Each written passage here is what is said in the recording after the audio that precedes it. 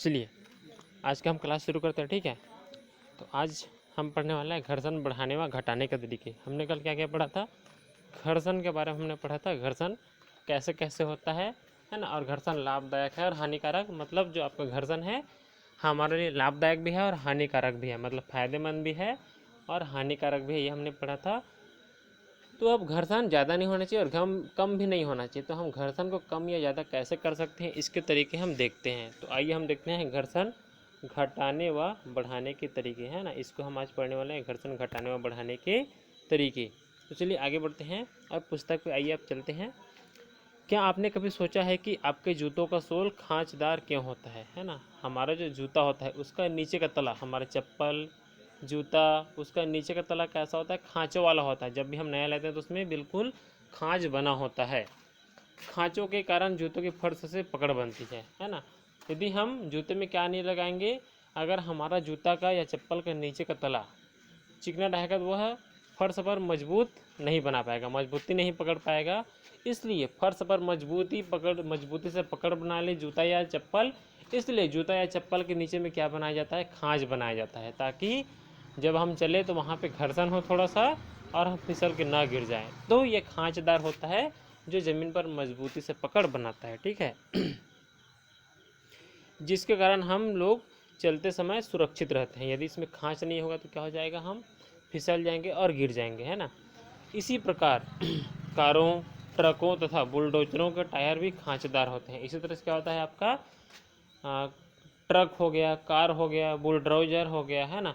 तो इन सब के टायर मतलब पहिया जी, है ना। ट्रक हो गया, ट्रैक्टर हो गया, आपका गाड़ी हो गया, मतलब जो बाइसिकल होता है, मोटर होता है, बाइक होता है, इन सब के जो चक्के होते हैं, चक्के में जो टायर लगा होता है, तो वह टायर का जो उसमें भी क्या होता है, खांचा बना होता है, खांच। तो ये खांच भी क्या करता है, जब रास्ते पर ये वाहन चलते हैं तो ये वाहन मतलब है ना, ये वाहन जब चलते हैं तो वह टायर क्या बनाता है, उसका खांचा जो बना होता है वह खांचा ज़मीन पर मजबूती से सड़क पर पकड़ बनाता जाता है, जिसके कारण बस या ट्रक या वाहन, बड़ा वाहन, ट्रैक्टर, कार इत्यादि क्या होते हैं, चलते समय नहीं फिसलते। यदि इनके टायर में खाँच नहीं होगा तो वह फिसल जाएगा, क्योंकि खाँच नहीं होने से क्या हो जाएगा, ज़मीन पर पकड़ नहीं बना पाएगा, और जैसे ज़मीन पर पकड़ नहीं बनाएगा तो वह फिसल जाएगा। तो इसलिए बनाते हैं खाँचेदार, क्योंकि हमारा जो ट्रक हो गया, है ना, ट्रैक्टर हो गया, कार हो गया, बस हो गया, इन सब जो टायर होंगे ज़मीन पर मजबूती से पकड़ बना ले करके उनको खाँचादार बनाया जाता है, जिससे उनकी सड़क से पकड़ अच्छी बनती है। स्वचालित वाहनों तथा साइकिलों की ब्रेक प्रणालियों में ब्रेक पैडों का उपयोग करते हैं, है ना। घर्षण में वृद्धि की जाती है। अब देखो, जब आपका वाहन होता है और साइकिल होती है, तो साइकिल या वाहन में हम जब भी ब्रेक लगाते हैं तो उस चक्के में क्या लगा होता है, एक रबड़ का गुटका लगा होता है ना।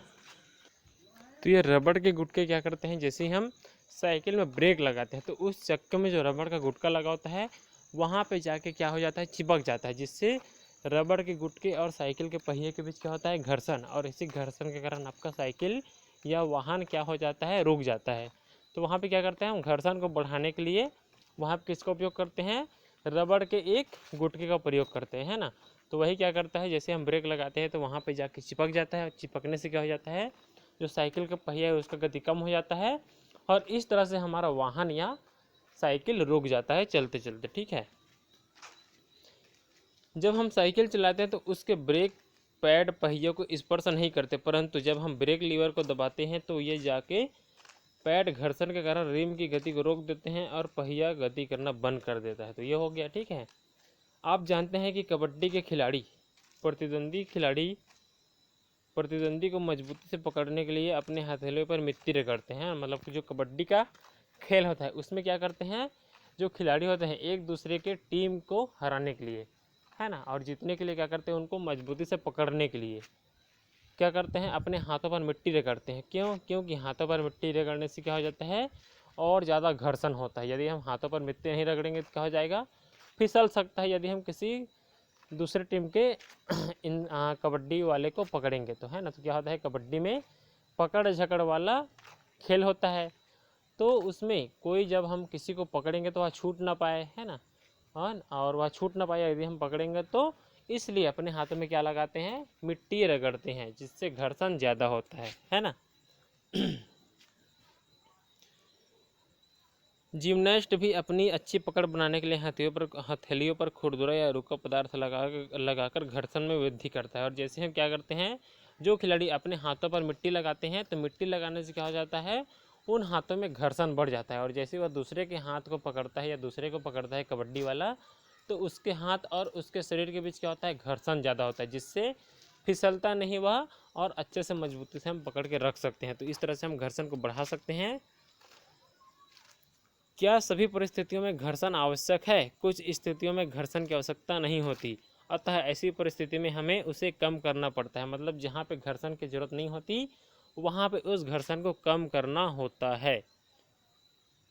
आप जानते हैं कि जब हम दरवाज़ों के कब्जे में, है ना, तेल की कुछ बूंदें डालते हैं तो दरवाज़ा आसानी से घूमने लगता है। साइकिल तथा मोटर के मैकेनिक मशीनों को गतिशील बनाने के भागों के बीच ग्रीज या ग्रेफाइट का उपयोग करते हैं। उपरोक्त सभी परिस्थितियों में हम दक्षता में वृद्धि करने के लिए घर्षण को कम करते हैं। तो देखिए यहाँ पे हम घर्षण को कैसे कम करते हैं। जब का दरवाज़ा हो गया, दरवाज़ा और दरवाजे में क्या लगा होता है, एक कब्जा लगा होता है जो चौखट से चिपका होता है, और जब वही कब्जा घूमता है तो क्या होता है, आपका दरवाज़ा ऊपर मतलब अंदर और बाहर आता है, मतलब खुलता और बंद होता है। तो जब ज़्यादा घर्षण हो जाता है तो क्या हो जाता है, वह जाम हो जाता है। तो उसी घर्षण को कम करने के लिए क्या करते हैं, उसमें तेल डालते हैं कब्जे में। जैसे ही कब्जे में तेल डालते हैं तो आप घर्षण को कम कर देता है, फिर आसानी से आपका दरवाज़ा बंद हो जाता है और खुल जाता है ना। तो यहाँ पे हम दरवाज़ा को खोलने और बंद करने के लिए घर्षण को कम करते हैं, क्योंकि यहाँ पे कम घर्षण की आवश्यकता होती है।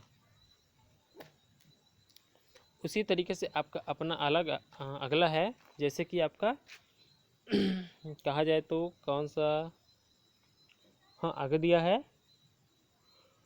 Carrom board. ठीक है, जैसे कि कैरम बोर्ड दिया है, कैरम बोर्ड खेलते समय महीन पाउडर छिड़ककर घर्षण कम किया जाता है। जैसे हम कैरम बोर्ड में क्या नहीं छिड़केंगे, पाउडर नहीं छिड़केंगे, है ना। तो वह जो हमारा जिस गोली से क्या करते हैं, जिस बिल्ले से कैरम का खेला जाता है कैरम खेल, उसमें वह बिल्ला फिसलता नहीं है, इसलिए उसको फिसलाने के लिए, घर्षण को कम करने के लिए वहाँ पे क्या लगाते हैं, पाउडर छिड़कते हैं, जिससे वहाँ पे घर्षण कम हो जाता है। उसी तरह से आपका अगला दिया है दरवाज़ा हो गया, जिसमें दरवाज़ा में कब्जे में घर्षण को कम करते तब आपका दरवाज़ा खुलता और बंद होता है। कैरम में भी घर्षण को कम करता है, कैरम बोर्ड के खेल में। और साइकिल और मोटर के मैकेनिक मशीनों को गतिशील बनाने के लिए, मतलब मशीन क्या हो, अच्छे से चले करके उसमें भी तेल डालते हैं और उसके घर्षण को कम करते हैं। यदि मशीनों में हम तेल नहीं डालेंगे तो वह सूख जाएगा, और सूखने से क्या हो जाएगा, ज़्यादा घर्षण होगा, और ज़्यादा घर्षण होगा तो मशीन रुक जाएगा, करके उसके घर्षण को कम करने के लिए उसमें तेल और ग्रीस लगाते हैं। उपरोक्त सभी परिस्थितियों में हम दक्षता में वृद्धि करने के लिए घर्षण को कम करते हैं। मतलब इन सभी क्रियाकलापों में हम करते क्या हैं, वहाँ पे हम घर्षण को कम करते हैं।